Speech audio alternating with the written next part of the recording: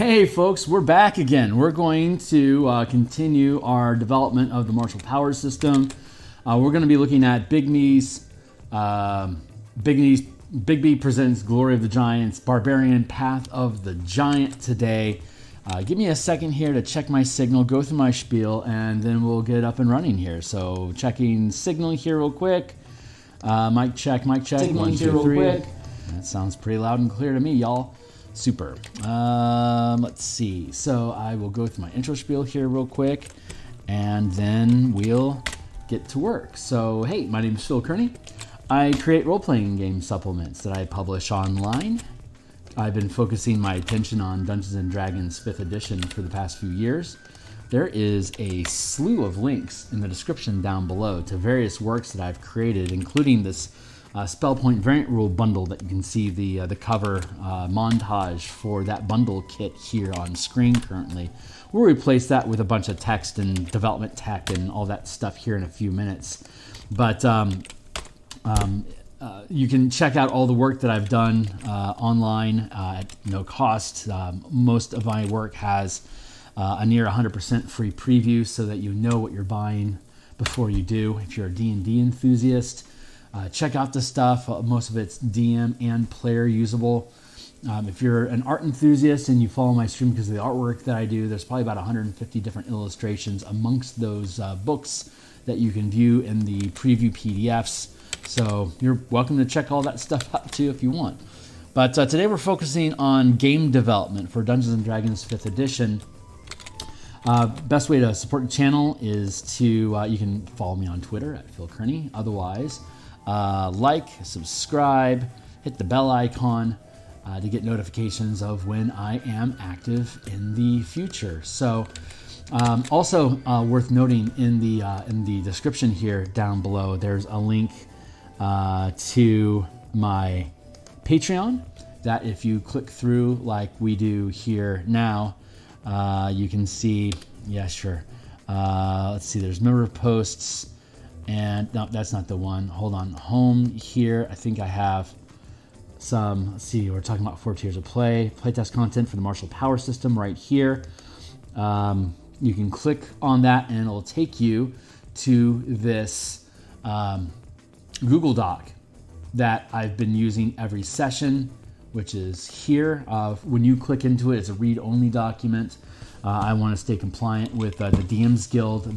This is all pre-editing, non-natural language 5e style. So when we actually publish this on the DMsGuild, like everything else that we do, it'll be 100% free preview for you to grok the mechanics and see how it curves into the different mana systems that I've already presented on Dungeon Masters Guild. But it is, the raw format of it here is available for you now to play test with any of the Barbarian, Fighter, Monk, Paladin, Ranger, and Rogue classes, anywhere from level 1 to 20. My playtest team, we've been using it since 12 to 19. I call it the playtest team. It's actually just my home table. And we've been using martial powers since level 12. We're currently level 19. When my Spelljammer book gets finished and published, we'll open up a time slot for us to be able to do dungeon crawl, hex crawl type of adventuring for lower level characters that we can playtest to see if it operates as well in the 1st and 2nd tier as I've found that it does in the 3rd and 4th tier. So stay tuned for that, but you can grab it right now and start messing around with it if you want to see the development and the design philosophies that I follow that are throughout this book. So we're going to focus on Path of the Giant. This was recently created in the Big B's Presents Glory of the Giants.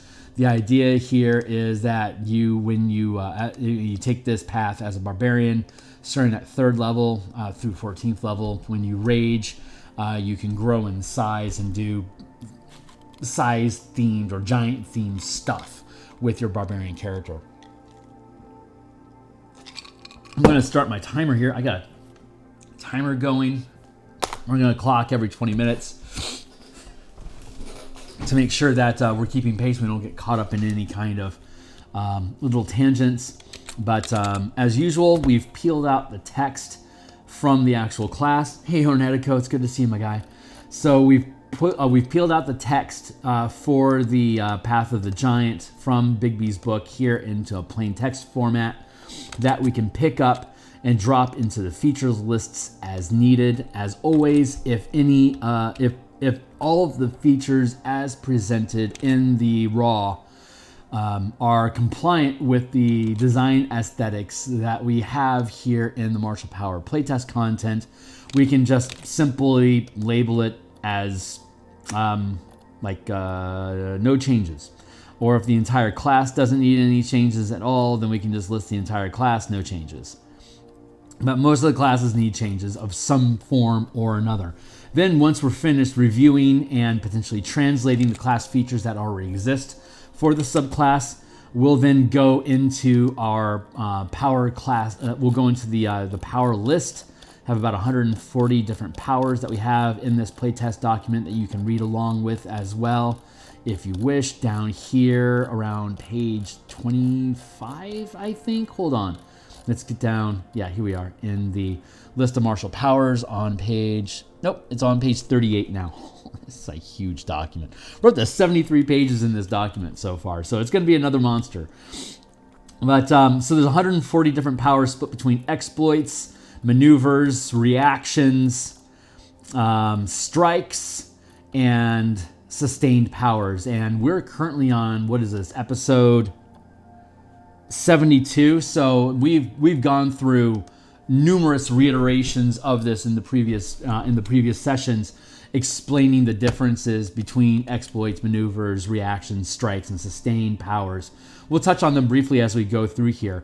But our job is, after we translate all the listed raw powers in the giant into the class features that we'll have here in the book, we'll then build a power list at 3rd, 5th, 9th, 13th, 17th level.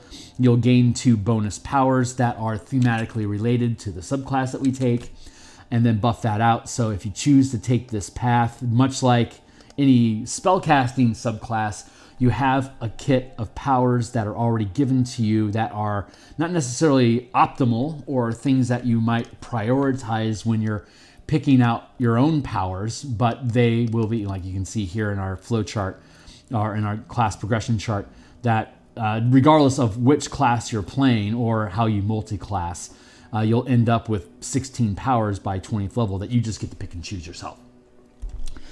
So we give you a kit of 10 powers that we choose for you. So we're going to cherry pick stuff that feels like Path of the Giant or embellishes the Path of the Giant, leaving you open to decide what kind of an action economy or combat or adventure fantasy you want your giant character to express in the game through the powers that you choose for yourself. So just like spellcasting would, you get a kit of 10 spells that you'll eventually always have prepared. Then you get to pick of what spells are out there remaining to select to help augment your team.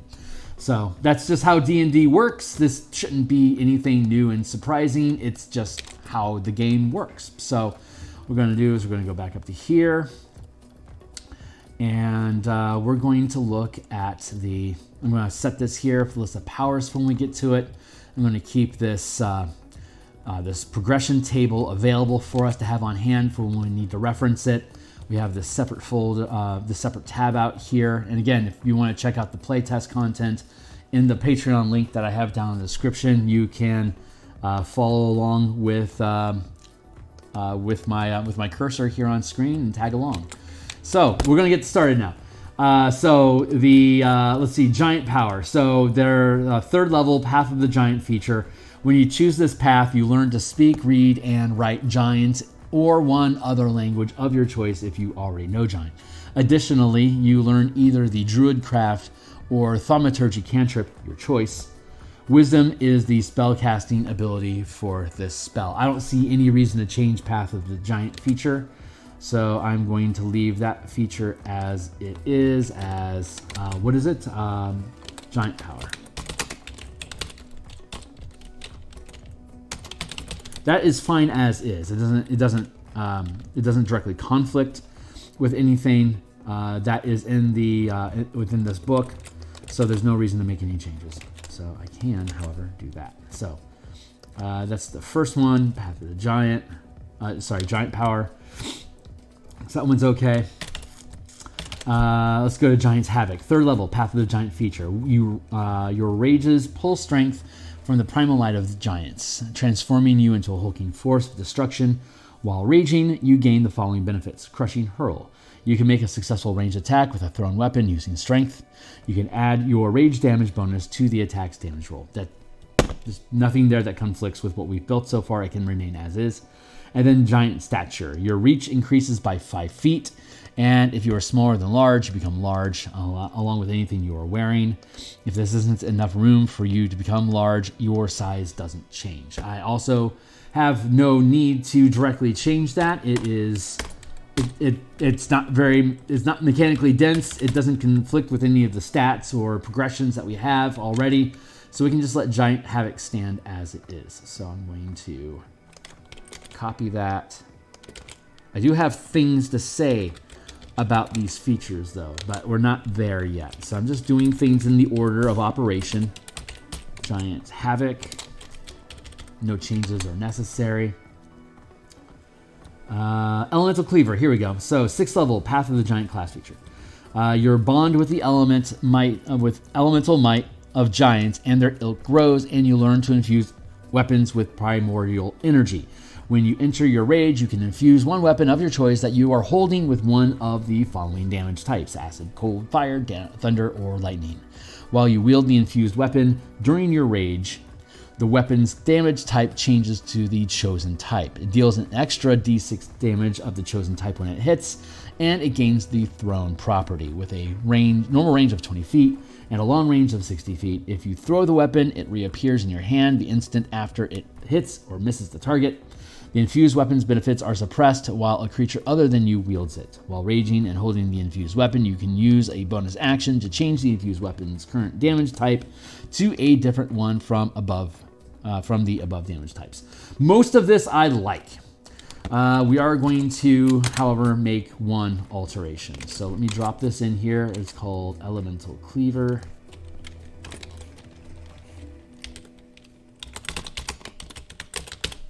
Cleaver. What we are going to change the language to is it deals an extra power die of damage. The weapon's damage type changes the damage type, and it deals an extra power die of damage.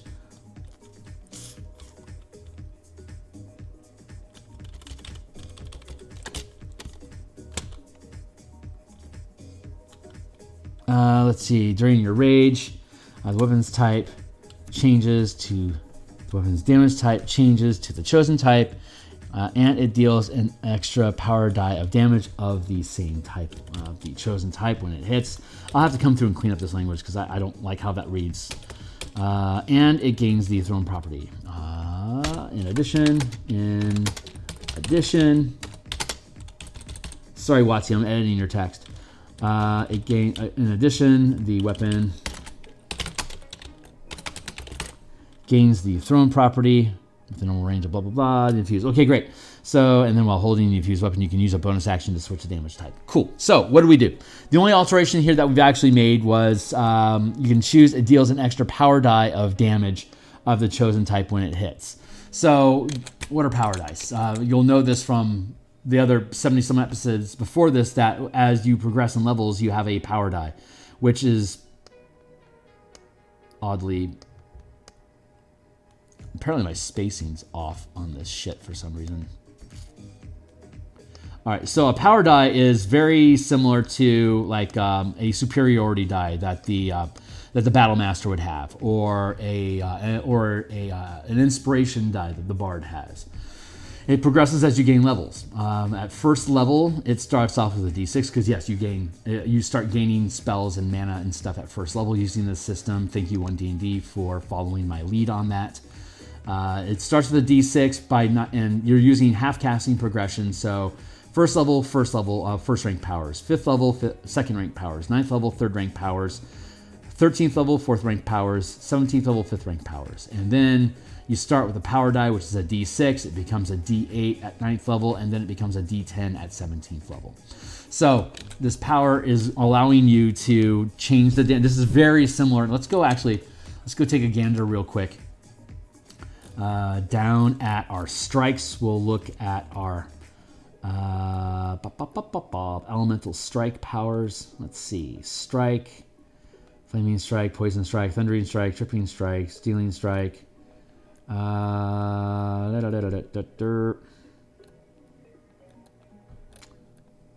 Actually, yeah. So let's go. Like I have them broken up because everything has like a weapon mastery effect. Like before, weapon masteries were a thing. We were breaking up these different types of smite strike abilities into separate energy types and the type of cantrip effect that are associated with said damage type. Like for example, the flaming strike, your weapon can deal fire damage. Thank you, Watsy, for following my guidance. And add 1 power die of mana burned.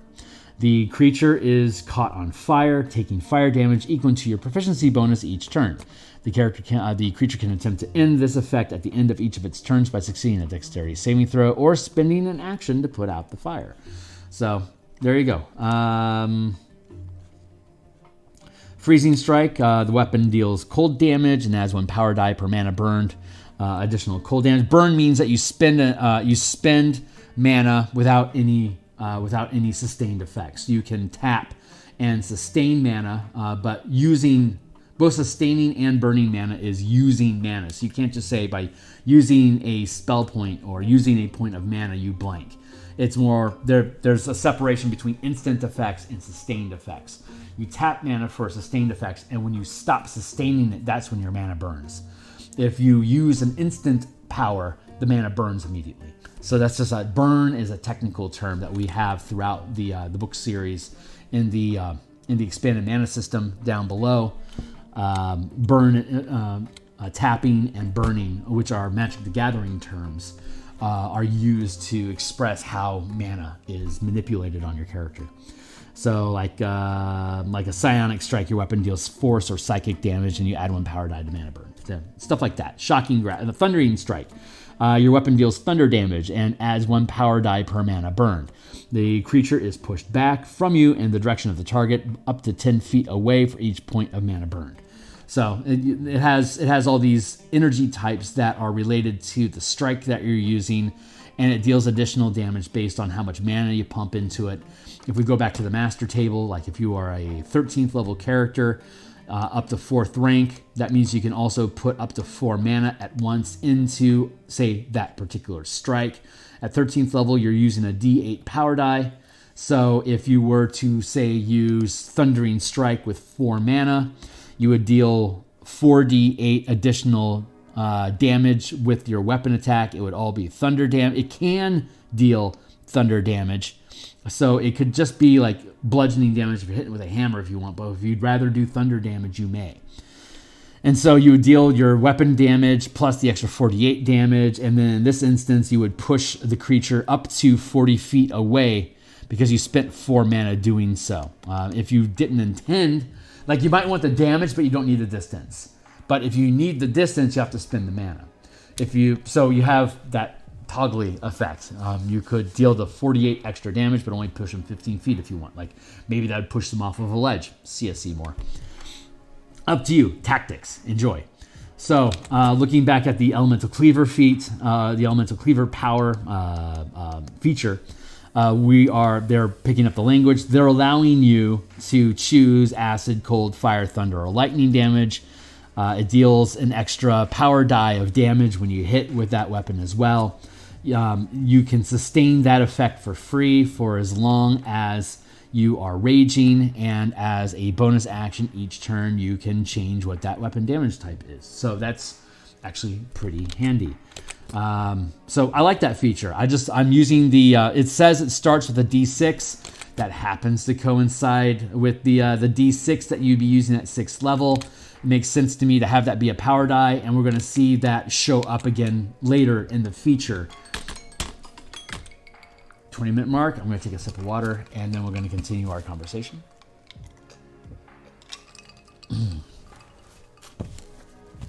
I stream 6 days a week. The other 5 days, other than this development stream, I actually do artwork for the books that I create. So once this book is done with its prelim writing, I'll then send it off probably to King Carcass. I think is going to be my editor on this project if he's available when it's done. He's helped me with the mana books in the past as well. He'll do editing and then send it back to me for page layouts. I'll then drop it into Word, do page layouts, and then you'll see the other days of the week that I stream where we're taking the page layouts and the empty spaces on the pages and filling them with art that are relevant to whatever is written on that page. So you can like and subscribe and see me going through that process. I think I'll be back to Spelljammer art in the morning starting tomorrow. I'm starting to get, my leg is getting stronger from being back from the hospital. Thanks to everybody that reached out and sent me love. But my leg is getting strong enough now that I can sustain myself for longer periods of time than 1 hour at a time sitting up. The swelling's gone down, the red is lessening, and the burn is going away, so the antibiotics are doing what they're supposed to, which means I can ramp up productivity again. So I should be back tomorrow morning for us to do more Spelljammer art. Be welcome to stick around and check that stuff out as well. So back at the channel. So we've got Elemental Cleaver. We're okay with it for now. There's also, then we have at 10th level, Mighty Impel. So 10th level, Path of the Giant feature. Your connection to the giant strength now allows you to hurl both allies and enemies on the battlefield as a bonus action. While raging, you can choose one medium or smaller creature within your reach and move it to an unoccupied space you can see within 30 feet of yourself. An unwilling creature must succeed on a strength saving throw to avoid the effect. If at the end of this movement, the thrown creature isn't on a surface or liquid that can support it, the creature falls, taking damage as normal and landing prone. So that technically that feature is fine as is. So we're going to go here with Mighty Impel. But I have comments about this. No changes. But this feature itself doesn't need to be changed as written. So you'll see the difference once we get to the conversation.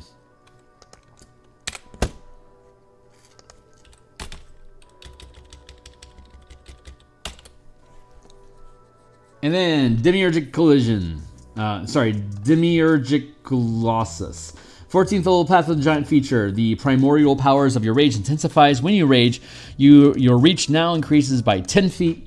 Your size can increase to huge, and you can now use a Mighty Impel to move creatures that are large or smaller. In addition, the extra damage dealt by your Elemental Cleaver feature increases to 2d6. So we can mostly keep this. Oh my god, hold on. I gotta bounce off screen for a second. Hold on.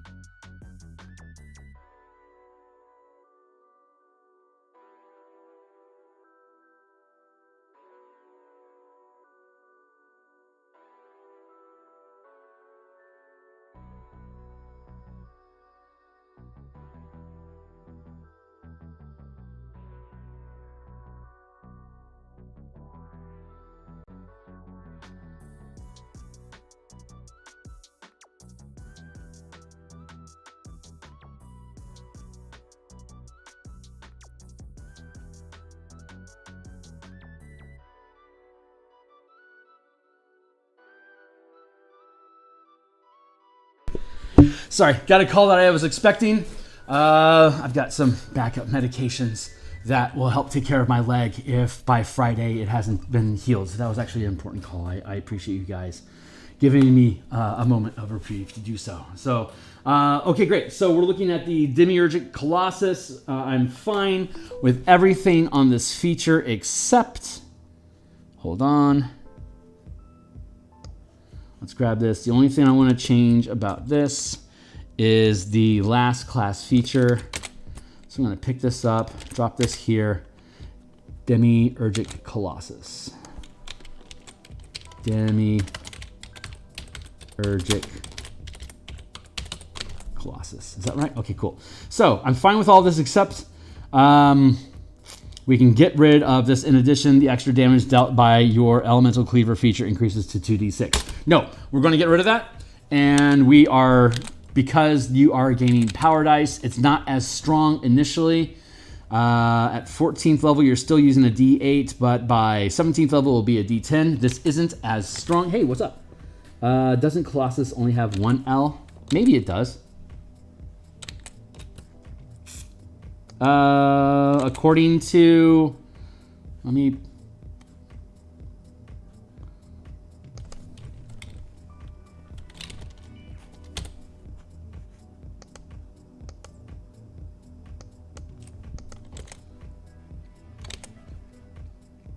That's probably just me typoing. Thank you. There we go. So, so you're gaining free weapon damage. So we're reducing it down to 1 power die. You know what? Actually,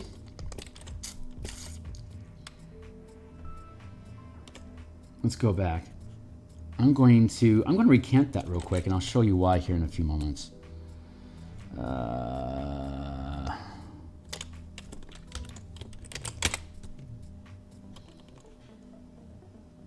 There it is.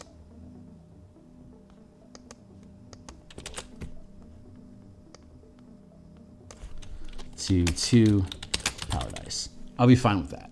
So it'll eventually be 2d10. Let's see. What is my thoughts about that?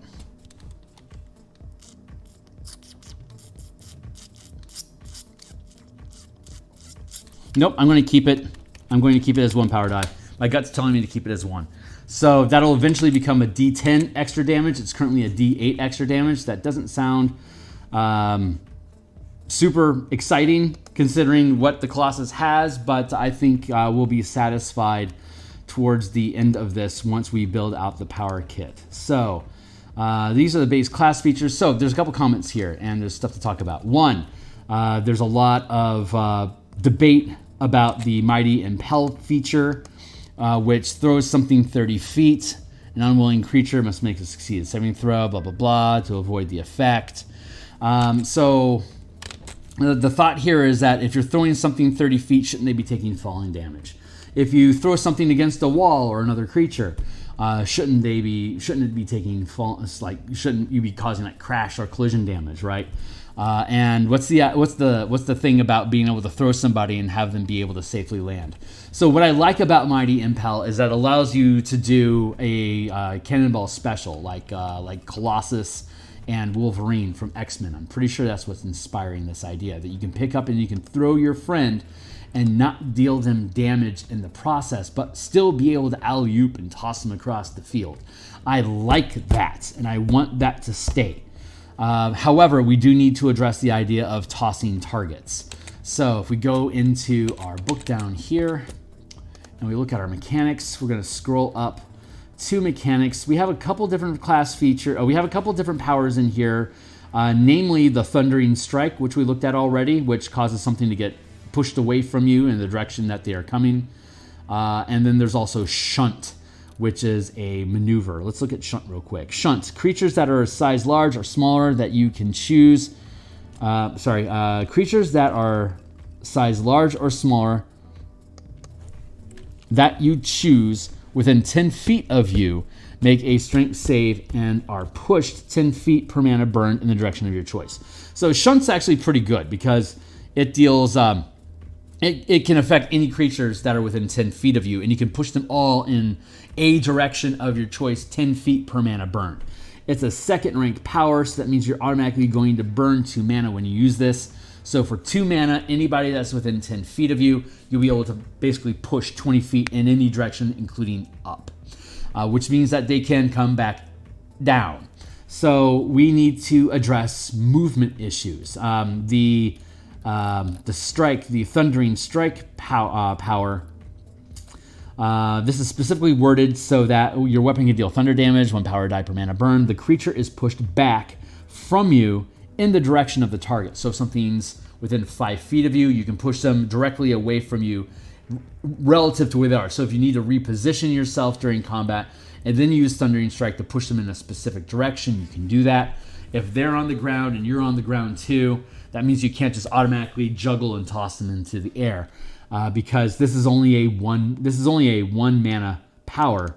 So you can get a lot of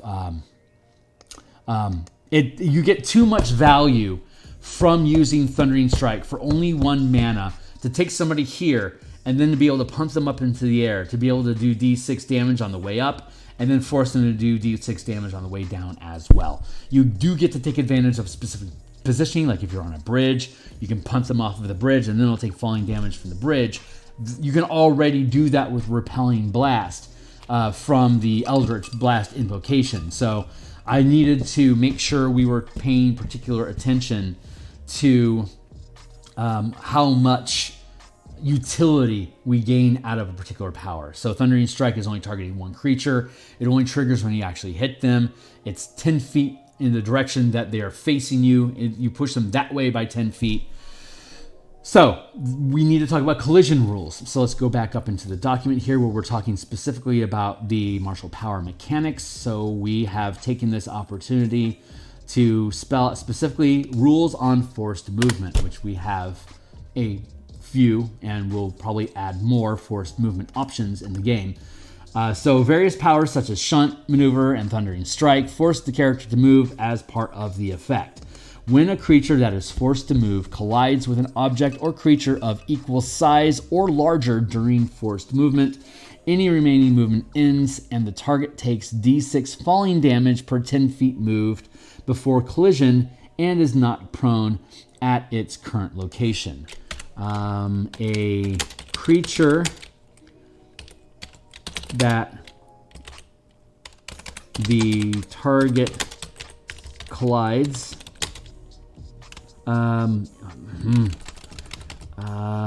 let's see how we want to word this. If the target collides with a creature equal or smaller in size, then it must make a strength or dex save. Failing equals prone. And we already know that the saving throws that you're making are using your power save, and the Barbarian has a power save of dex, of strength, con, or I believe wisdom are the 3 options that you have. And you just get to pick them. If the creature collides with a creature equal or smaller in size, it must make a strength or dex save. And if it fails, that's not proper language, but again, this isn't the official document. This is just quick wording. If at the end of forced movement, a target isn't on a surface or liquid that can support it, and the creature can't fly, the creature falls, potentially taking additional damage. So this takes into account that I could say, shunt something straight up into the air. They're not going to take any damage if they're just pushed 10 feet up into the air.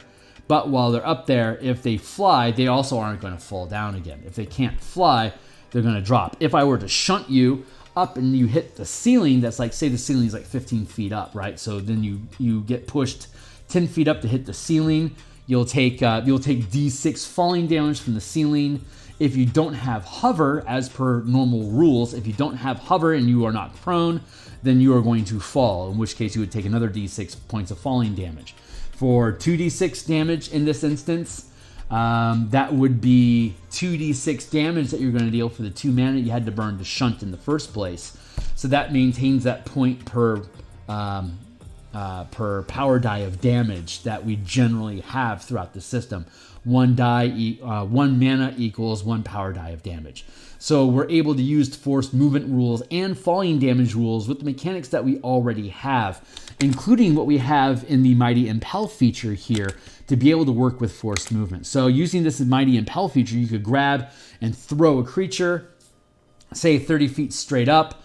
If you do and they can't hover, then they're going to, if they can fly, then they're just flying, they're okay. You just threw a flying creature in the air, good day, smart.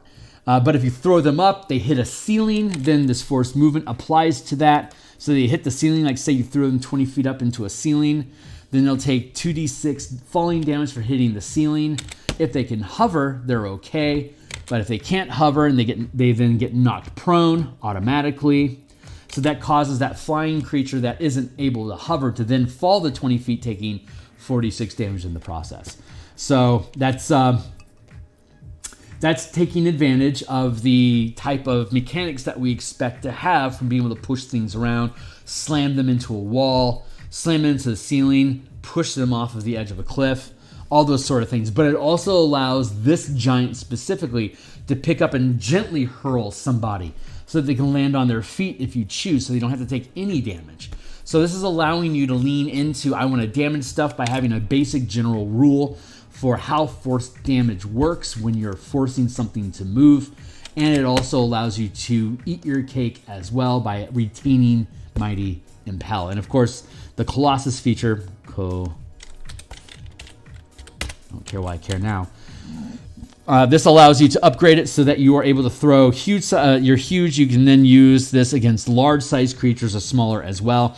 So this is going to allow you to now, if the target collides with a creature equal to or smaller in size. So once I get to this point, if I throw a large-sized creature into a medium-sized creature, I'll be able to deal falling damage to the thrown creature, and then both the thrown creature and the creature that is hit may also potentially fall down. So that's a thought behind that.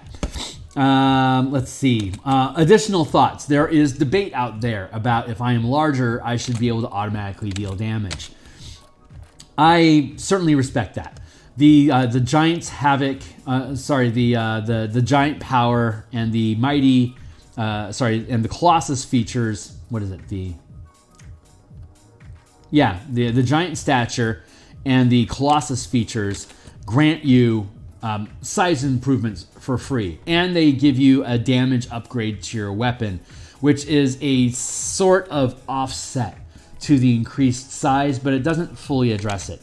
So I have already addressed this in the sustained powers that we have down here, and I think actually we'll get to that in a second. No, let's go ahead and get to it now, because it's going to show up on our power list. So Giant Growth is the second rank sustained power. Sustained powers are concentration effects. You tap the amount of mana, in this case 2, you'd gain access to this power at 5th level. Scroll down here. 5th level is when you gain access to second rank powers. All powers have a cost of mana equal to their rank. So Giant Growth costs 2 mana to give you a size large. You occupy a 2x2 space. Your weight multiplies by 4, your reach expands by 5 feet, and you automatically increase damage and bonus to strength ability checks by +1 power die. So at 2nd level, that power die is only a d6. This is reflecting the added damage that they are giving you in the Colossus for the d6. You aren't automatically gaining this feature, but you can use this. You can use this power at the same time if you wanted to when you use your giant transformation that you gain for free from the Path of the Giant. The Path of the Giant at 3rd level is giving you free use of what is a 2nd rank power. In my system, it should cost you 2 mana to be able to do this. Here it's free. That's why I'm nerfing the costs of the weapon damage that you're going. I'm nerfing the damage that you get off of the weapon when you transform it, and I'm not allowing the dice to stack up as you gain a larger form, because you're getting at 14th level, you're getting 4 mana, and again 4 mana, 4th rank. At 13th level, you would gain access to 4th. The Colossus comes in at 14th level, so yet again, Wizard of the Coast is curving into my design principles. So thank you, Wizards, for recognizing what we're doing here. Hats off to you, my friends. And I'm glad we all see eye to eye. So, but again, you're gaining 2 power dice. The way, if you look at different stuff inside of the system, like close quarter combat is a 2nd rank power that while this power is sustained, all melee attacks gain the grappling strike power above, adding 1 power die to your grappling check. So 2nd rank powers are capable of granting you 2nd rank sustained powers, things that you have to maintain concentration to benefit from, costing you 2 mana, have the ability to give you 1 power die worth of benefits to go along with whatever that power is. So that's the idea. This happens to coincide with the Dungeon Master Guide ruling on page, was it 288, that larger size creatures have extra dice of damage that they deal with the weapons that they wield. That is a controversial subject at optimization tables. And while I agree with the idea that you should be dealing extra dice of damage when you gain size large, nothing in the player's handbook is calibrated to have a cost that grants you that extra dice of damage. Like the enlarged spell is a second level of sustained power, a second level sustained spell that gives you size large and gives you, I think, like an extra D4 damage. That I would say that it would deserve having an extra die of damage, but there's so many, like the Rune Knight, for instance, allows you to gain size large, but it doesn't give you any extra damage dice, because that's something that you can gain access to in the first tier that allows you to gain extra power, that allows you to gain extra size. For balance sake, it's such a cheap feature to be able to gain that reach advantage of being able to hit things further away, also allowing additional damage as a low-cost resource. It's out of balance according to current 5th edition design principles. So having it as a second tier power that costs you 2 mana to be able to cast, then allowing you to have 1 power die for the 2 mana cost with the design principles that we have inside of the Power Master system, or the martial power system, that makes sense. And then you double that to 4 mana in cost to get the size huge. That gives you 2 dice. That again coincides with the stacking of cost of mana that you're expending as a resource to gain access to this ability. So the DMG, when you're size large, you gain an extra die to your weapon. When you are size huge, you gain 2 extra dice to your weapon. This power system decouples the damage from the type of weapon that you're using, instead using the universal power die roll that you would have. So it's a D6 for the first through first and second tier, and in the third and fourth tier it's a D8, and then in the fifth tier, first and second tier it's a D6. Then when you get into the third tier, it's mostly a D8, and then in the fourth tier it's a D10. So large size creatures gain a D6. Then you get into a huge size creature, it's going to use 2 dice. When you first gain access to it, that means it's a 2d8. But when you get the 17th level, that's going to be 2d10 if you take on a huge form, or 1d10 if you only take on a large form. Using the change that we just made to the damage dice, it starts off as a d6, but by the time you get to 9th level, it becomes a free d8, and then at 17th level, it becomes a free d10. You could stack the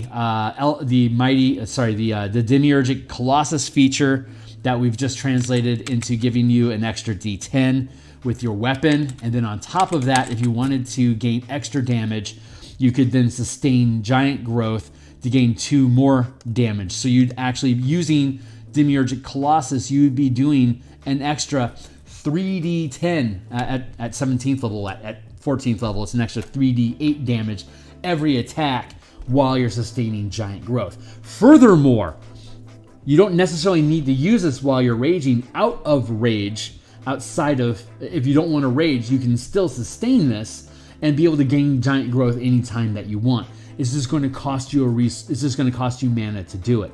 The Colossus is giving you these options for free while you're raging. Further reason for you to reduce the cost of to reduce the amount of benefit that you get from this feature, because it's already giving you a shitload of power for virtually no cost.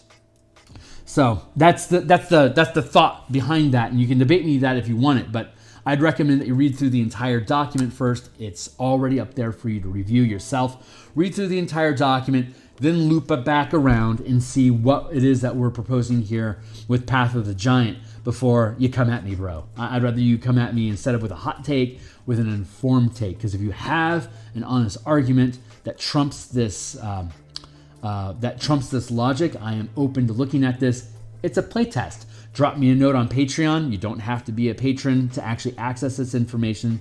So just kick me a, hey, what's up? Let me know what your thoughts are on this. If they're compelling and you can demonstrate to me that you are right and I am wrong, that's what playtesting is for you guys to point out the things that I'm missing or to show me where my thoughts are not consistent in logic or with design principles that already exist in player-facing content, not necessarily DMG or Monster Manual content. So we've had plenty of opportunity here to talk through some of the mechanics that go along with it, the structuring of why. Now that we have all these things built out, we now get to build our power list. So we already know at 5th level, obviously, we're going to grant the giant growth. We already know they're going to give them giant growth. Giant growth. That's a sustained power 2. But we need to build out our 3rd level, the rest of 5th level, 9th, 13th, 17th, etc. So let's build that. We're going to use the Theurgy features that already exist to, the giant features that exist to inspire where we need to go. Because all these things are cool, but they're only active while you're a giant or while you're raging. There's plenty of instances during the game in the 1st and 2nd tier of play where you might not be raging while you're in combat or just trying to do stuff. Like, for example, again, to readdress, if you're using giant growth, you're gaining bonus power dice to strength ability checks. So let's use that as a cue and go into our exploit powers where we might see this be implemented. Going down to our 1st rank powers. Let's see, Overrun, Natural Hunter, Practice Shotgun, Resilient, Sage, Subtle, Swift, Tactical, Unnerving, Veterinary. Let's see. Charge, Commanding Presence, Extended Attack. Overrun. Let's see. I think we have something that hides inside here. Attack, precise attack, powered maneuver. Nope. We don't have anything that specifically works with blanket ability checks. We might actually have it down in sustained. Let's go down in sustained and see if there's anything down in here that specifically affects ability checks that you're making. Let's see. Crouching stance, dire impact, elemental resistance, fast, inspired skill, army linguist, ranged assault, rogue, swifts, trap springer. Nope. Astute, deadly presence, giant growth, mind sense, opportunist, quick, unnatural resistance. Nice. Nope. Okay, great. So that is unfettered territory. So that still stands alone as itself, but what's relevant here, the point to make is if we go back up here and looking at exploits, exploit powers, and are instant effects that are channeled when specific circumstances occur. You can use as many exploits simultaneously up to your max channel limit if circumstances apply, and there's enough mana to channel them. When you use an exploit to add a power die to the result of a d20 ability check, attack, or save, you can roll 1 power die for each mana spent after rolling, but before determining if the result succeeds. Adding the highest power die result to the d20 and discarding the remaining power dice results. For example, if you channel 2 mana into one exploit or channel 2 separate exploits that add 1 power die of mana to an ability check, you would roll 2 power dice and add the highest result, not both. So when we're looking at the giant growth ability, which does apply to all strength checks, going back down here, looking at this. Bonus to strength ability checks, you gain 1 power die, or if you're huge, it's 2 power dice.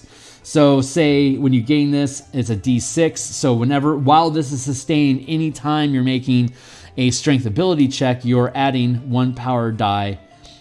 Increased damage, that should just be 1 power die, 2 power dice. That way we're not confusing that it's just damage, but it's also a bonus to your strength. So it'd be 1d6, and you take the result, you add it to whatever your strength check would be. Or if you're huge, you would roll 2, like at 4th level, you'd be rolling a d8, right?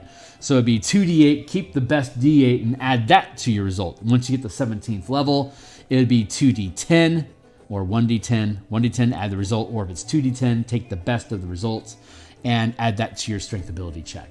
But there are other ability checks, strength ability checks that you can make inside of here using various exploits and stuff. So let's look at what you could actually do. Like for example, here we go, ground fighting. When making an ability check that can use the acrobatics or athletics skill, or when making a grappling check, roll 1 power die per mana channeling, adding the highest result to your result, adding the highest roll to your result. So ground fighting could be used to amp up an athletics check, which would say if you're using athletic skill, an ability check, any ability check that would use athletics or acrobatics skill if you had them.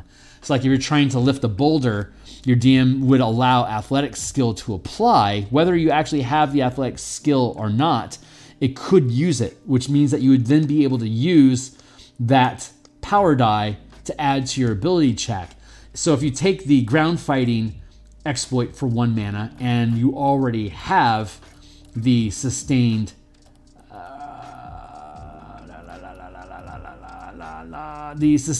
a large +1 power die here, you'd be able to use both the ground fighting and the giant growth together to add 2 power dice to your athletics check, assuming you can channel up to 2nd rank powers.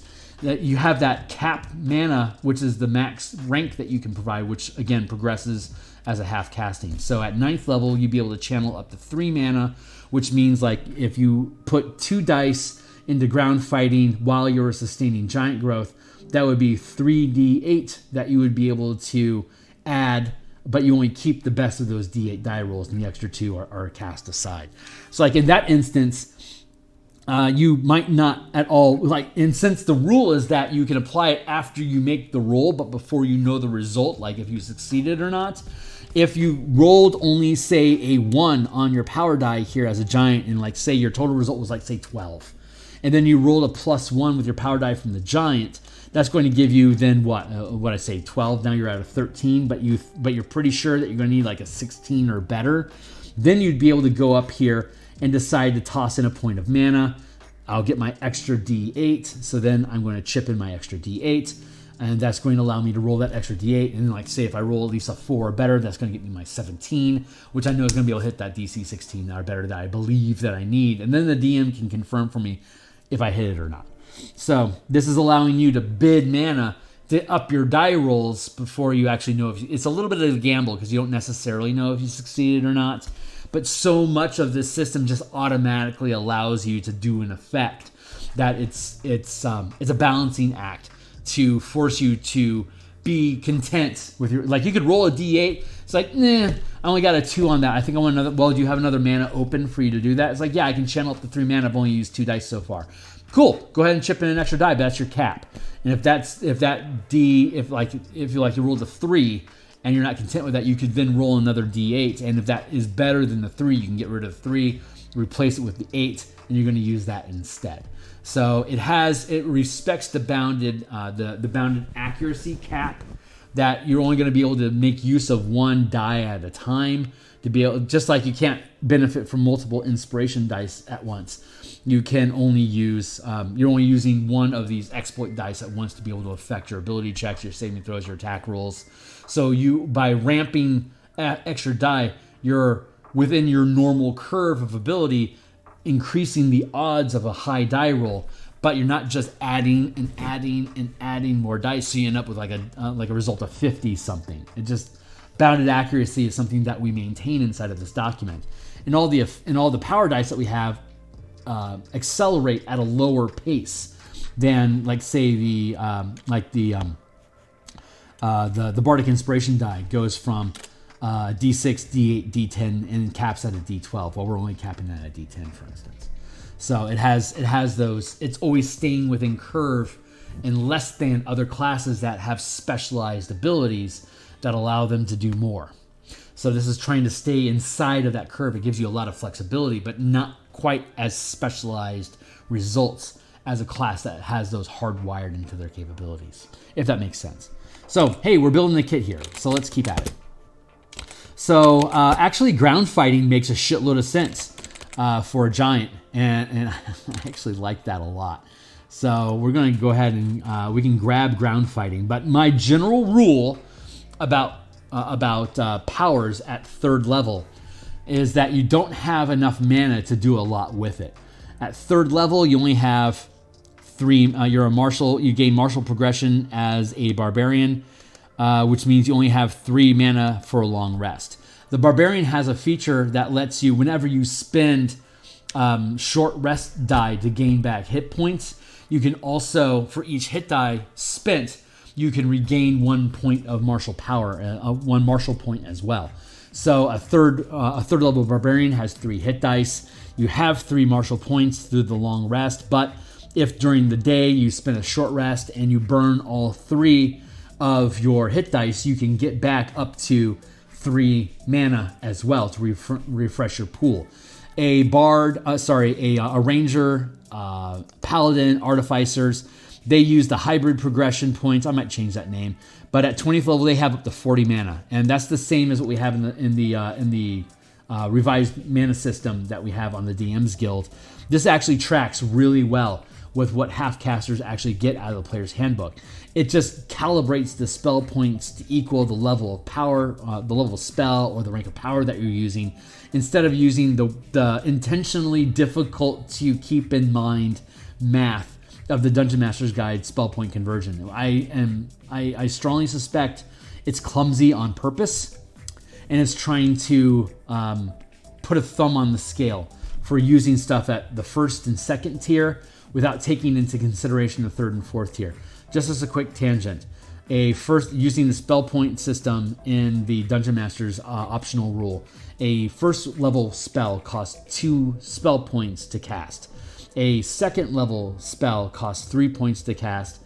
A 3rd level spell costs 5 points to cast, while a 9th level spell costs 13 points to cast. So it ranges from 2 to 13 from level 1 to 9. Keep that in your head while you're looking at a pool of 170 spell points that they give you for being a 20th level wizard, which is ultra stupid. Using this system, a full caster has 80 mana at 20th level, and it costs you 1 mana for a 1st level spell, and it costs you 9 mana for a 9th level spell. Super simple. How much mana do I have? I have 17 mana. Well, that probably means I can cast 17 1st level spells, or I could cast 8 2nd level spells and a 1st level spell. Or I could cast 5 3rd level spells and a 2nd level spell, or 2 1st level spells. It's much more intuitive to grok. But then on top of it, using the Dungeon Master's Guide, a 1st level spell costs 2 spell points, and a 13th level spell costs a 9th level spell costs 13 points. According to Wizards of the Coast, using spell points, a 9th level spell is only 6.5 times more powerful than a 1st level spell, which means, using their logic, that a 9th level magic missile has the same kick power as Meteor Swarm, which we know is absolutely fucking stupid. Using this system, a 9th level spell is 9 times the cost of a 1st level magic missile. So, I mean, obviously a 9th level magic missile isn't going to do as much damage as a Meteor Swarm. So that's a poor clap. That's a poor punch up. But it shouldn't cost, a 9th level spell shouldn't be 6.5 times more expensive than a 1st level spell. I think logically a 9th level spell should cost 9 times the cost of a 1st level spell. It's so easy to keep the math straight using the modified mana system that I use. I strongly recommend that you check it out. It's pretty fucking dope. So having that in mind, a half caster has 40 mana at 2nd level. A barbarian has 20 mana at 20th level. But if you burn all of your hit dice to rest at 20th level, you would also have 40 mana. So you're actually pacing with the ranger.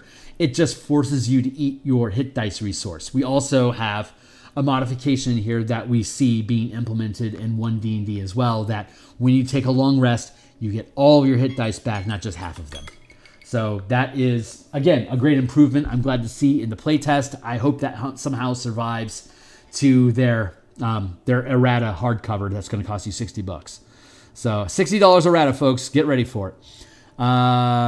So we're going to keep, but our philosophy, they don't have a lot of mana at 3rd level at all. That's only, at best, 6 mana per day. It's not a lot of mana. So the philosophy that we generally go with is a sustained power that you can maintain forever, or a feat that doesn't cost anything at all. So let's take a look at what feats exist inside the game that would be very complementary to what the giant is. So let's see.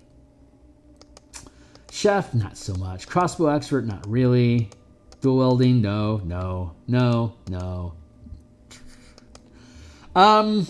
I think Great Weapon Master feels on flavor, but that's something that people would automatically want to take anyway. You can use any number of these powers instead of learning powers to learn feats. So if you don't want to fuck around with mana at all and you want to have a simple class, then every time you gain an additional power, you can pick up an extra feat for free. And then you can save all your like 4th, 8th, 12th. You can save those for ASI because you're using your power system resource to give you the feats that you used to have to decide, do I want an ASI or do I want a feat? Spellcasters don't have to worry about that very much. So like maybe 1 or 2 feats that like a wizard's going to pick up. Otherwise, he can dump all his shit into ASI to make sure his intelligence maxes out at 20. Using the system, you can save your ASI to make sure your strength and your constitution get to 20 or up to 24 or more, depending on how they end up playing out the system. So you can use all of your powers that you gain to gain feats. And again, we give you the free kit of power that we're building out right now. So we want to pepper in a couple feats for free, just to give you high value. If you don't want to mess around with mana at the low levels, you can choose to do so if you want, but we're not forcing you to opt into it this way. So let's see, what's some fun stuff that we might want to pick up. Let's see. We're talking about Path of the Giant, and there's a large elemental theme in Path of the Giant.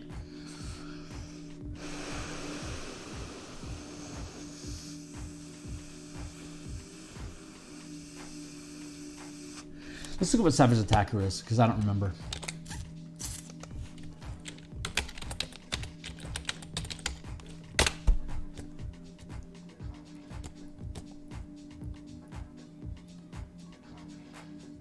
God, D&D Beyond is so lackluster in their search SEO.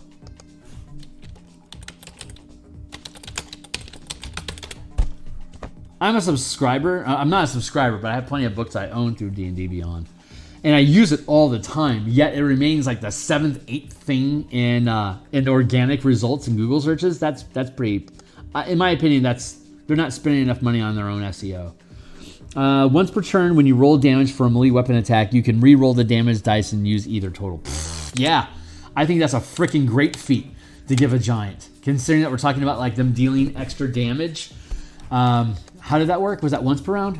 Yeah, once per turn. I'm good with that. I think that's a great thing to give them. Savage Attacker.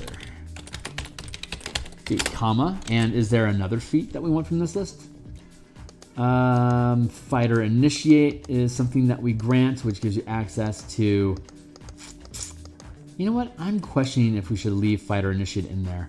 I'm going to put a big question mark next to you, buddy, because you might not belong there. Because we took all of the Battle Master maneuvers and converted them into powers that you then pay for mana instead of spending superiority dice. So it'd be clumsy for you to have both a superiority die and a power die base for you to use things. So I'll probably end up clipping Fighter Initiate out of here. You know what? I think that's just a good executive decision in general. So we're just going to go ahead and nip this out of here. This is why we go over this over and over and over again, to look at how we can optimize and make things good. Top. Great map. I don't know, man. Great Weapon Master keeps calling to me because of Bigage. Mobile, dual wielding, defense specialist. Defensive duelist. crossbow expert. Cannibalize power is a new feat. I haven't visited it in a while. Cannibalize power channeling class feature. When you roll power dice when channeling a power, you can roll your hit dice instead. Doing so spins the hit die in addition to the mana cost to channeling the power.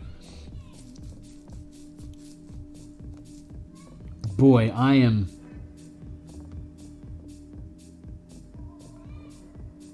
doing so.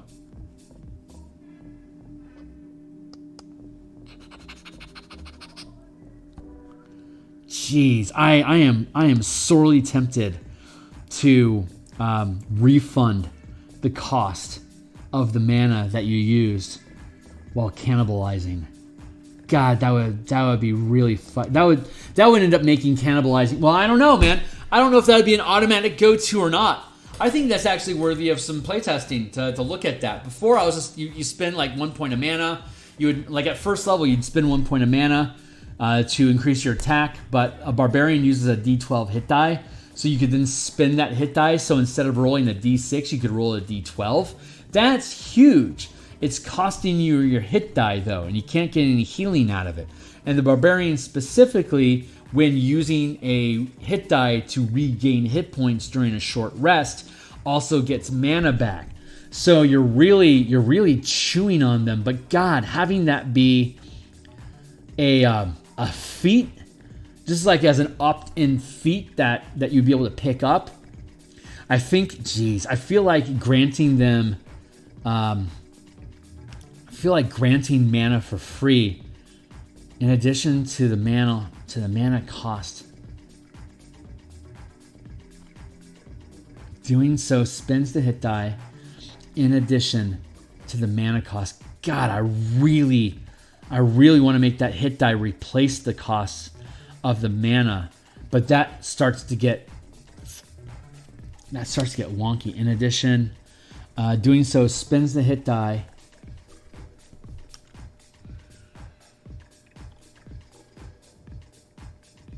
because there's instances. So when you roll, like, I could use, like, if I had, okay, I can't. So like if we had giant power, if we had giant growth sustained, and I'm gaining a free power die while I am, well, I have giant growth active, right? I get a free die. It'd be at 5th level when I gain this. It would be a D6. If I then use the cannibalizing power to replace that D6 with a D12, I didn't spend any additional mana to use that die roll because I get a free die roll as a result of sustaining giant growth. So there's nothing for me to refund here. If I heal a point of mana, then I would turn on giant growth and just lift rocks all day. I would just lift myself back to full mana. So that's a bag of rats feature that cannot allow. So actually, when you roll power dice while channeling this file, you can roll your hit die instead. Doing so spins the hit die.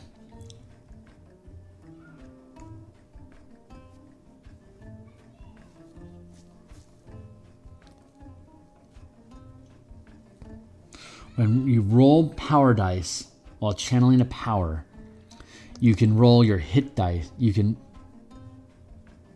When you roll power dice while channeling a power, you can roll hit dice instead. Doing so spins the hit dice.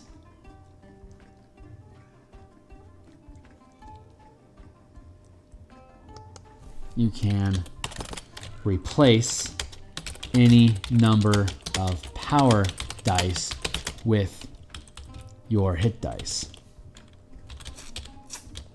Doing so spins the hit dice in addition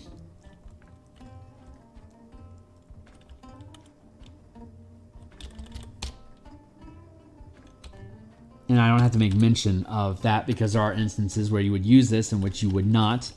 This would allow you to, any feature at all, like any of these features, any of these subclasses, this is going to allow you to cannibalize your power, spinning your hit dice. When you roll, you can replace any number of power dice with your hit dice instead. Doing so spins the hit dice. A 6th level barbarian burning 2 fury points to add 2 power dice to the damage roll while channeling a strike power can choose to spend 2 hit dice, rolling 2d12 instead of 2d6 power dice. It's not the best, it's not the most optimal feat, but it's not horrible. I feel like it needs just like a little bit of extra oomph.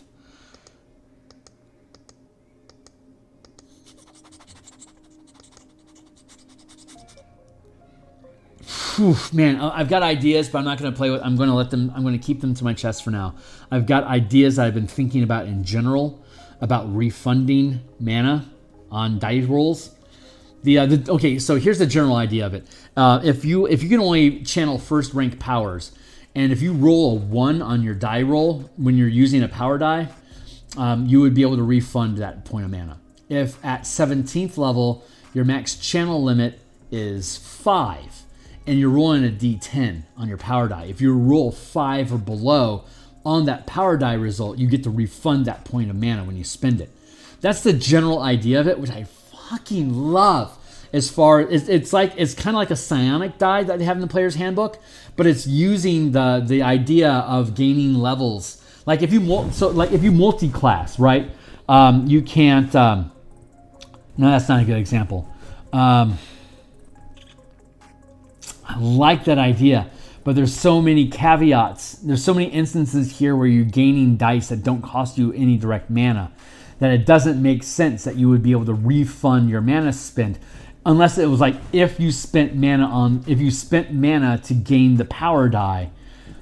But you could argue that I'm sustaining giant growth to gain the power die, so the language on there is hanky, which is why I haven't pulled the trigger on it yet.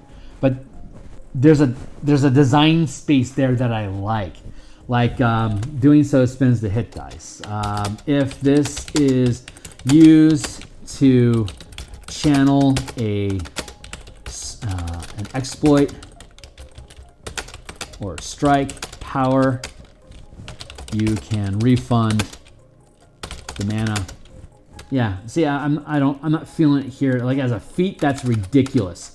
But like if that was a universal rule that we had added to how powers work in general, this is something I've actually been thinking a lot about for the thief and the monk specifically. Like when you're using exploits and strikes, if you roll below your power, your channel limit, then you regain that die for free. I don't think a rogue needs it, but I think that'd just be a chef's kiss on a solution to monks not having enough mana as a key or discipline points. Just fucking call it mana. So mana, you have a short rest mana. The monk is starved for mana. If the monk is leaning into exploits and strikes, of which stunning strike counts as an exploit, then you would be able to, if you roll your power die, and again, if you hit below your power curve, then you would be able to refund that die. That I am like, oh God, I am like this close. I'm debating if I want to make that just a hard-coded feature for the monk in general, because I really think that solves a shitload of problems for the monk. Or do I want to hard-code that for the type of mechanic in general, for like anyone that's using exploits or anyone that's using strikes? I think the place that it belongs with is on the monk specifically. So I'm going to ear tag that here real quick. We're designing, folks. These are the tangents that we take. So I'm going to actually keep this here to make sure we stay on screen. I'm going to go back here and actually scroll down here to the monk. Yeah, here we are. We're in the ways.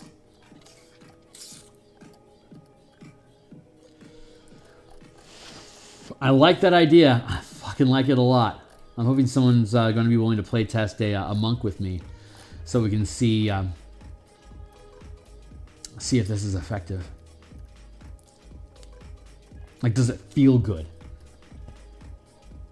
Because I love the idea of it. It's really resonating with me. Martial arts die, art of mobility, monk class feature, martial powers, key.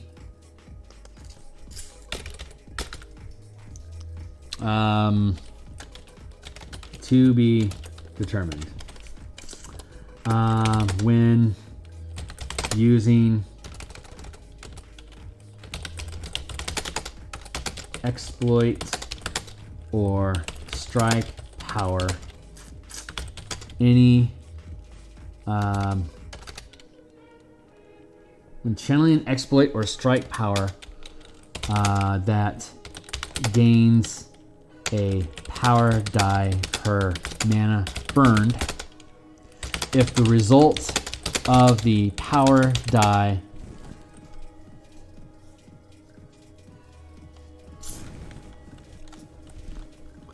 that's it. Any unused power dice that roll equal or less than your max channel limit, refund the mana for those dice.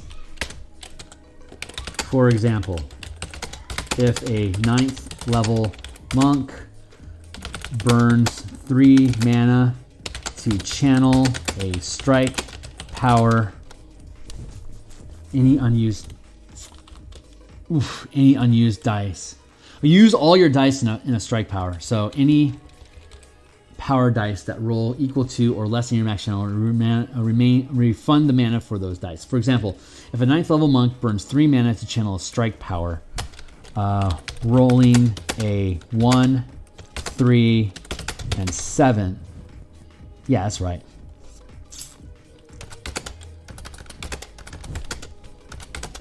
The added damage,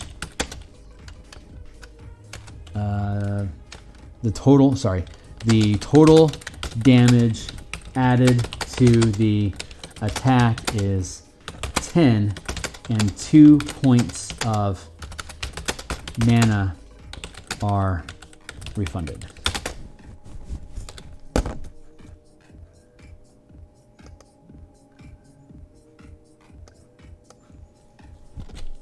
What would we call that?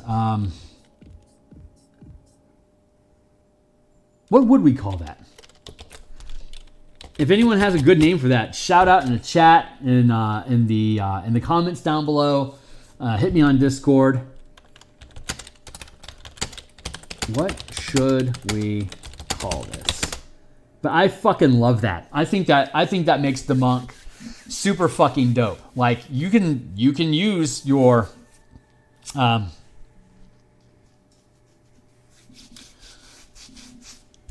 hold on, let's check here.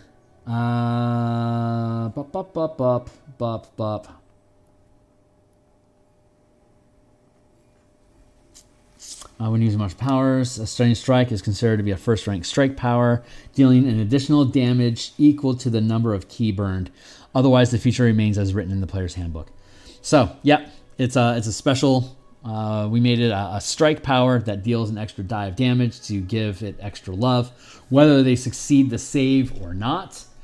And now it's that if they use the stunning strike, even if they succeed the save or not, if you roll your rank you gain the power at 5th rank at 5. So if you roll a 1 or a 2 on your power die while making your stunning strike, you can refund that mana and do so again. I really like that. I really need to have somebody play test monk. Hopefully they'll pick shadow monks. I fucking love the shadow monks. But okay, great. That's a tangent. So it's just that's what happens when we do design streams, man. We take tangents. So we're here on the list. We're here. I really like that. I really like that. All right, so we're looking at our list here. We're at 3rd rank. We're still. This is all off of us trying to find. We had savage attack. It doesn't feel like. Oh yeah. This is all a conversation about savage attack. That's where that started. Thank you. Remembering the cannibalizing power. So doing so spins the hit dice. Yeah, we'll leave it. You wouldn't necessarily take it, but it's cool to have in case it comes up.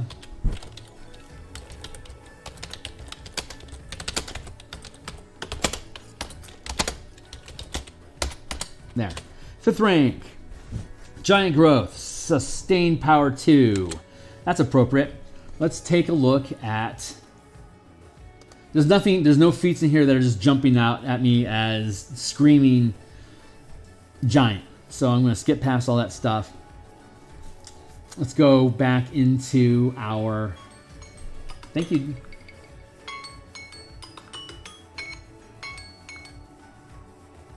There we go. Keep it going. We're almost done. I don't think I'm going to need this next 20 minutes, but we'll see where we go. Let's see. Is there anything down in here? Dire impact while sustaining this power. Weapon attacks are magic, and you can add your proficiency bonus to your weapon damage roll. Dire impact ain't bad. It requires being sustained, but it's a good...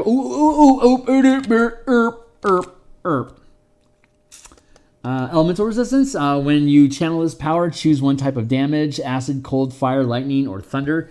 You gain resistance to the chosen type of damage and gain advantage on saving throws to reduce the damage taken of the chosen damage type.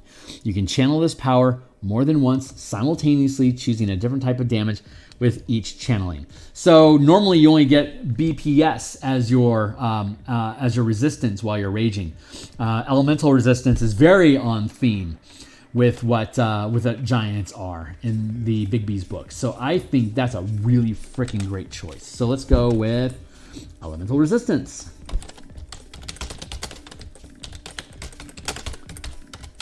Sus 1. Oh, freaking dope. I know what we're going to do with giant growth. At 17th level, I think we're going to take, there's the feat, efficient power. I've used this before. It's a repeatable feat that you can pick up. It requires 5th level plus, channeling class feature. Choose a power you've learned of 2nd rank or higher. Reduce the rank and amount of mana to channel the power by 1. If you later swap this power for another, you must also swap efficient power for another power. You can take this feat more than once, reducing the cost of a different 2nd rank or higher martial power with each efficient power, or you choose limit 1 per power. So this is going to allow us to reduce giant strength by 1. So I think that is a freaking great thing to use. Let's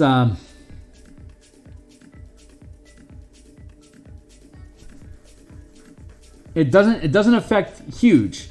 Huge still requires 4 mana. That hasn't changed because it reduces the rank. Well, that's actually a really great question that we need to clarify. If there are kicker effects, does it reduce the cost of the kicker? Let's see.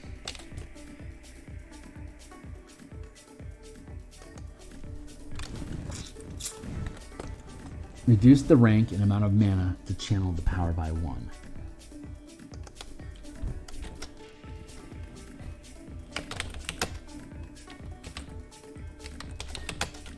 This doesn't modify any kicker costs.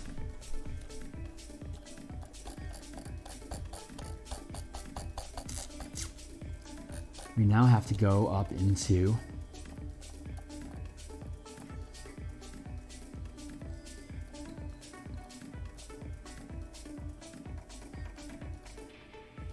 switching dismissing powers, targeting powers, range of effects, sustain, blah, blah, blah.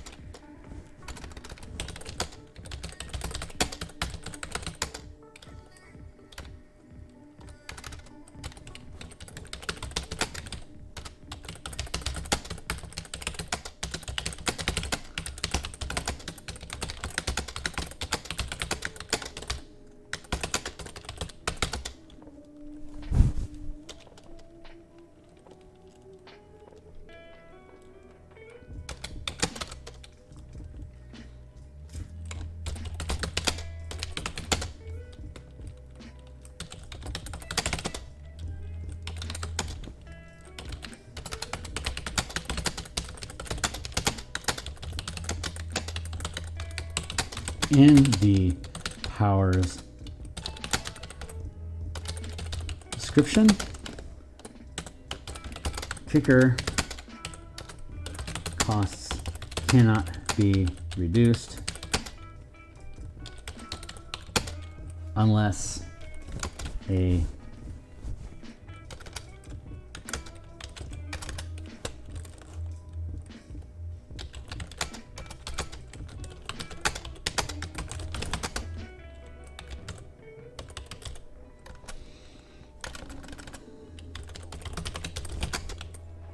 specifically states that you can, which leaves me wiggle room in the future to do so. Might not be the best way to do it, but playtest, rough document, not the final form. The final form will be published on the DMsGuild probably Q2 next year.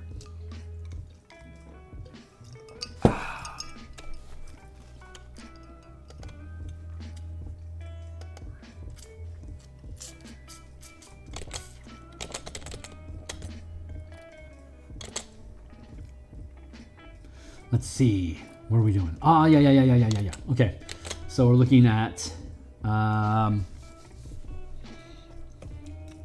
could pick up elemental resistance.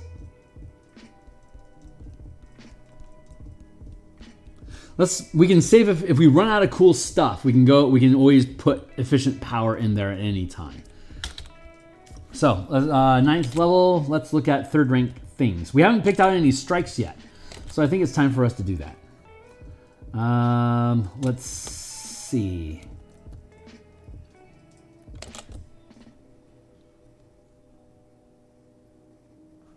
I think we should go with Thundering Strike.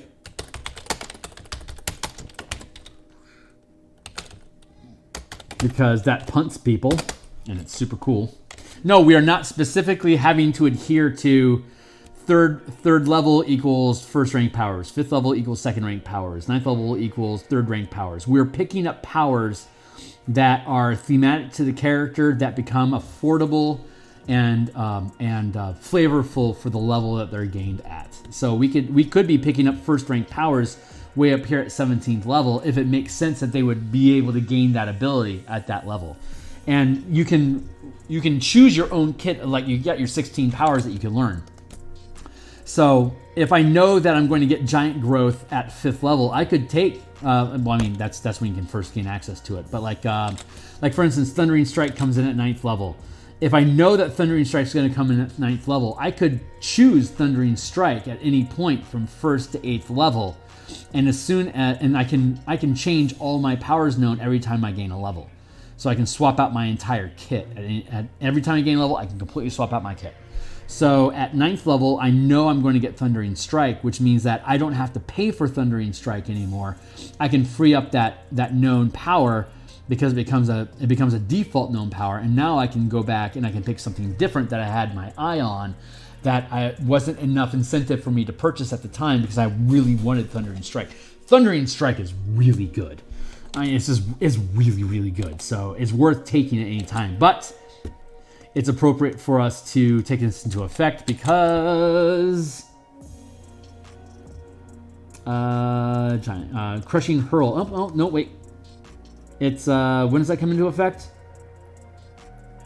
Mighty Impel comes in at 10th level. So your connection to Giant Giant and throwing to hurl creatures. The 10th level is you can hurl anything up to 30. Hold on, up to 30 feet. Yeah, this is a movement thing, so it makes sense that this would be here. I also like the idea of giving you Shunt, which is the other feature that we talked about. That's a maneuver. Let's go look at that. Maneuvers are cool. You can use a maneuver as a bonus action or as an action. So you could use the same maneuver twice in the same turn during your own turn. So you could Shunt and then Shunt again. Love it. What is that? 2nd rank power?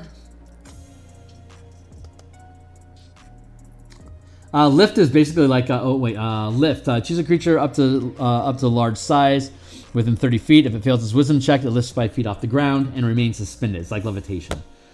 The creature can save off its turn. You can spend +2 mana. You can kick.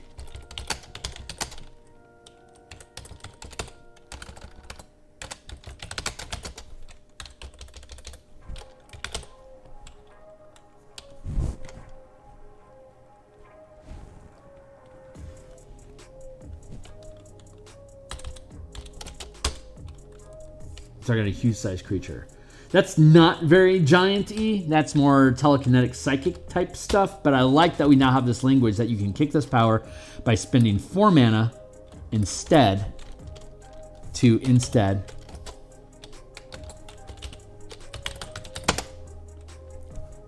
Let's go down to... So we'll have to hunt for kickers. Let me make a special note out of that. I'm going to notepad. Add kicker language for powers. Find a name for monk refund power. That's my to-do list for now. I'll add it to my actual work docket that I have on my Discord channel. I'll grant access to people on my Discord channel probably sometime soon once we start doing playtesting for this and the Spell Generator book comes out. I need to start building my own Discord community. There, I said it. I need to do it. I'll do it. Let's look at other stuff. We haven't. I don't think we picked up any exploits yet. Feat, sustained, strike. We need an exploit. I think we need an exploit. We need an exploit. We need a reaction. I like to have at least one of something, one of everything.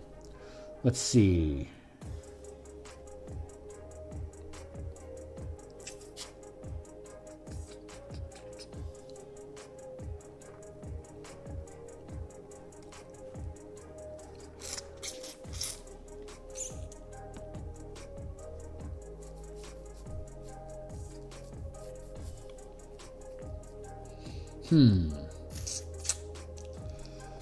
Overrun's not bad. Channel this exploit as part of a move action. You can move through spaces occupied by creatures. This movement can trigger opportunity attacks unless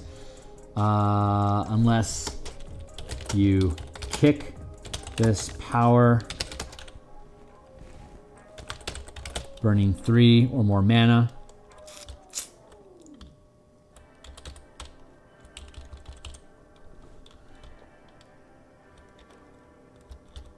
Or more mana.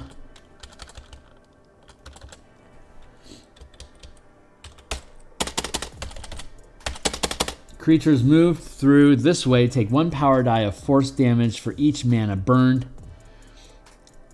If you end your turn in a space occupied by another creature, you instead end your turn in the most recently unoccupied space that you move through during your turn without dealing any damage to the creature. Creatures can only take damage this way once each turn. I kind of like that.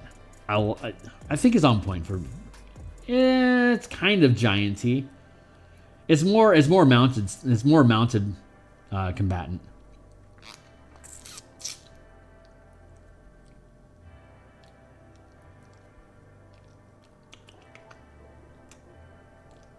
Resilient.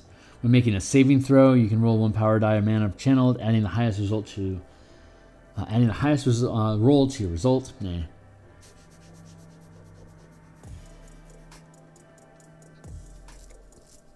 Well, yeah, ground fighting. That actually does make a shitload of sense. Ground fighting. Ground fighting and giant growth work together because that grappling is using a strength ability check. In 5th edition, when we convert to, when we get the errata for 5e, the $60 hardbound errata book, we'll see if we have to change the language for this. But since this is only a PDF, super easy for us to make those adjustments. Cannibalize? Is that? There it is. Cannibalize. Thank you. Okay, great. So 1, 2. Now we're at 13th level. What happens with the class? Huge extra damage. All right, that's not significant. Let's look at our list of powers that we gain. Maybe there is. Let's look at. Let's see if there's any reactions that we think are cool. Flicker Pounce, Wave of Terror, Incapacitator, Paralyzed. Controlled Fall, Curse of Exposure, Deflection, Downtrodden. As a reaction to an enemy that you can see within range that becomes prone, you can make an opportunity attack. And that Downtrodden is really great optimization along with the Hurl, Shunt, Thundering Strike options. but it's not consistent enough for me to make it an automatic grab. If you build your characters so that they're juggling and throwing things straight up so they come straight down, and then obviously they fell so they land prone, that allows you, as a reaction to an enemy you can see within range of your weapon attack becomes prone, you can make an opportunity attack and add 1 power die. That's not specifically intuitive to the giant, but it is a freaking sweet combo to set up. And you can see here that I specifically made it an opportunity attack because we have opportunity attack triggers elsewhere in the sustained powers options down below. That, like, while you're anyway, we've talked about that before. Opportunist is something that would work really well with downtrodden and your giant hurling abilities when you throw things straight up. Fucking cool. Great. Fortitude as a reaction to failing to strength and constitution saving throw. Reroll the d20 and take the better results. That's not horrible. Punish, Curse of the Puppet, moving target. This is another great one. As a reaction to when a creature you can see moves while within reach of your melee attack, you can make an opportunity attack, even if the creature is using this engage action. Roll 1 power die per mana using the highest result to the attack roll. So you can throw somebody and then burn 2 mana to use moving target to hit them as a reaction for having thrown them in the first place. So you get to throw them and you get to tag them on the way. I knew this. There's this guy in Japan. I don't know his name, but he was able to. I trained in martial arts back in the day, and he could take and throw you, and while he threw you, he could jump with you while you're in the air being thrown. He could jump with you and kick you in the air and plant you into the ground and land on top of you. It's fucking sick. I could easily see something like that with moving target. Super freaking cool. Moving target plus downtrodden, that would be expensive as hell to pull off. And actually, you wouldn't be able to because they're both reactions. So you'd only be able to use one or the other. But combos like that are fucking insane. They're expensive as hell to do because it burns through your mana quickly. But god damn, what a cool thing to do. I'm not seeing anything here specifically.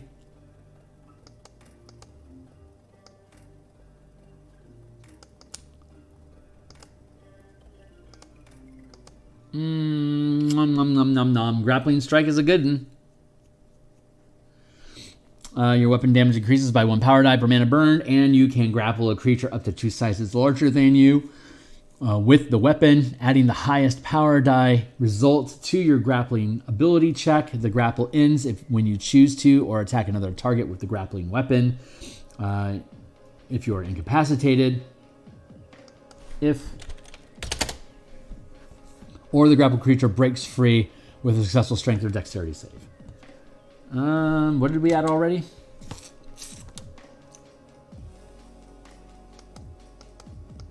We haven't actually added grappling combat sustained power. We haven't actually added that yet. No.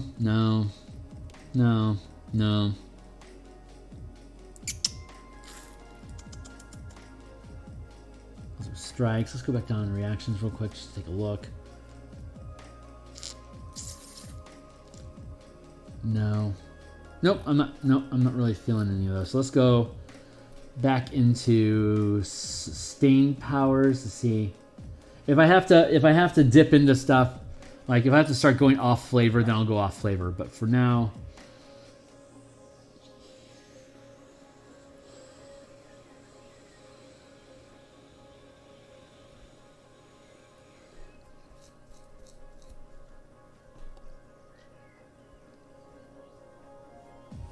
fast. Yeah. Lycanthropy, assault, rogue stance, swift assessment, trap springer.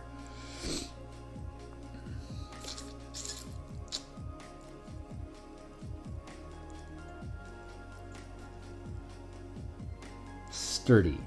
While sustaining this power, you gain advantage on constitution and strength checks.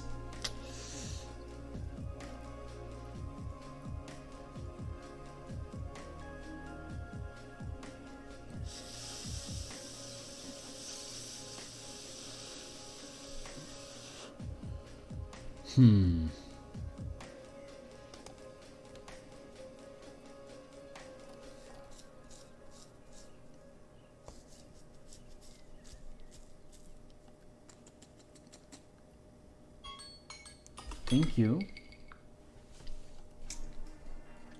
I feel like we're running out of cool shit. Oh yeah, we're looking at 14th.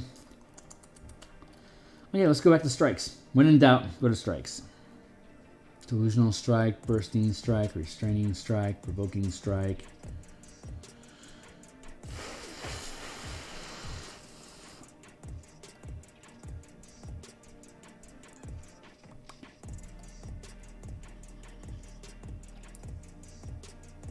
No, I'm not feeling those.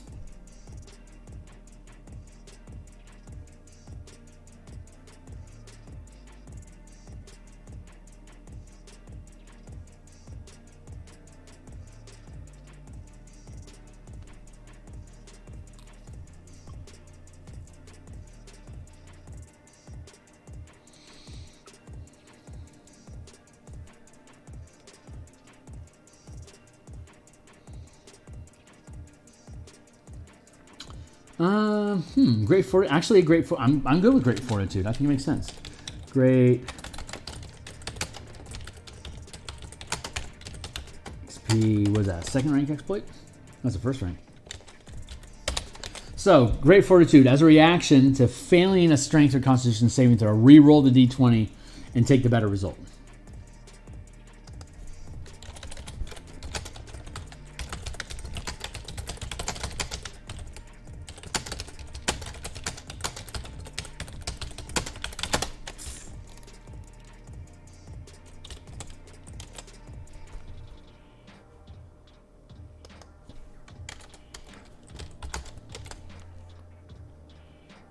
Iron Will, great fortitude.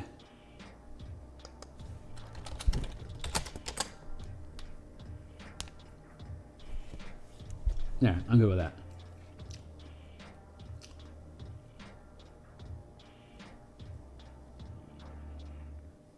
Oh yeah, that's reaction. Reaction 1.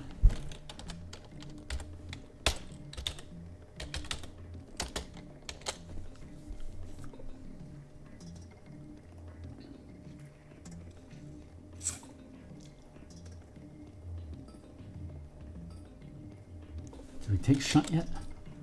Nope, have not taken shunt yet. This is the perfect time to take that. Shunt. Maneuver 2. And now we're up in the 17. So.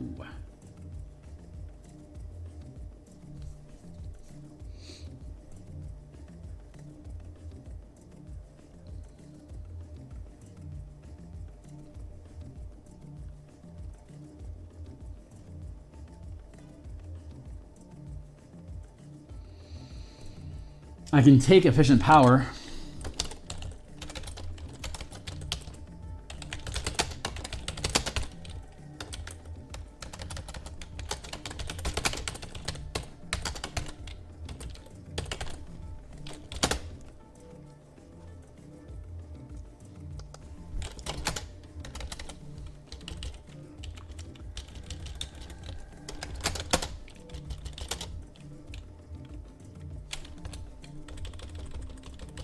So at 17th level, when you use giant growth to become large, it costs you 1 mana, not 2.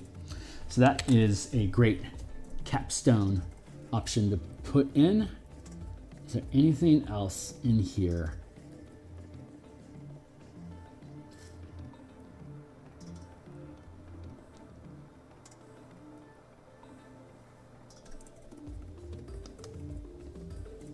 We could just take resilient. When making a saving throw, you can roll 1 power die per mana channel, adding the highest roll to your result. That's just a blanket saving throw thing. It's actually really good.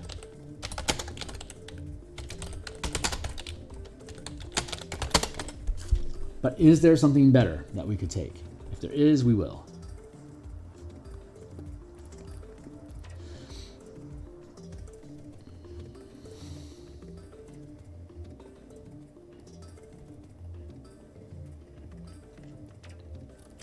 Go back down and sustain powers real quick to see if there's anything cool that we want to pick up just before we let it go. Sturdy. When sustaining this power, gain advantage on constitution and strength checks. That's not bad. Unnatural resistance, weapon resistance, eye boogie, daunting presence, flurry attack, haste, ghost walker, frenzied attack, indestructible, master of fate. All right, I think that takes care of us. So you gain the cannibalized power feat, savage attacker feat at 3rd level. At 5th level, you gain elemental resistance and giant growth. At 9th level, you gain thundering strike and ground fighting. Of course, you could always take efficient power at any time at 5th level that you want to reduce the cost of giant growth. But by the time you get to the 17th level, we give it to you for free. So thundering strike at 9th, along with ground fighting exploit. 13th level, you get great fortitude and shunt.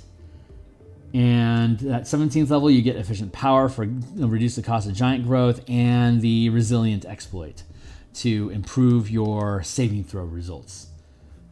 Then the only changes that we actually have to the class is the elemental cleaver becomes a growing hit, a power die that you add to your weapon of the damage of your choice. And then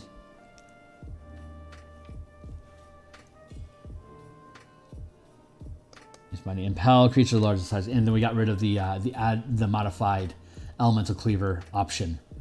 So that's our class. So that's done for today. I'm gonna go ahead and bounce out of here. I'll be back on probably for an hour. I'm going to ease my way back from the hospital into doing morning artwork before my day job. So I'll be back in the morning, probably around 7 a.m. Seattle time, to work on Spelljammer book art.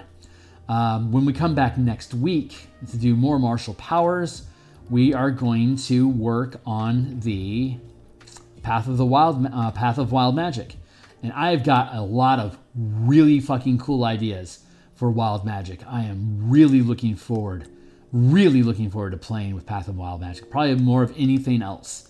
I am most interested in the Path of Wild Magic. I'm excited about this. So I believe this is going to be the last. Is this the last one? Do I have any other? I think that's all of them. I think that'll finish Barbarian. I believe that's true. We'll double check, but I think next week's going to be the last Barbarian that we have to work on. Then we'll get back into converting fighters. I am super looking forward to that. I hope you guys had fun. Stick around, like, subscribe, hit the bell icon. And hey, Shiner, I'm just now logging off, my guy. Sorry to miss you, man.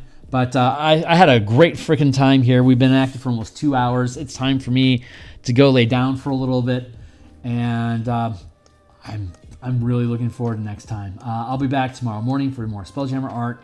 I'll be back doing this with the Wild Magic Barbarian next week. We'll be doing some Eberron artwork Thursday night as well.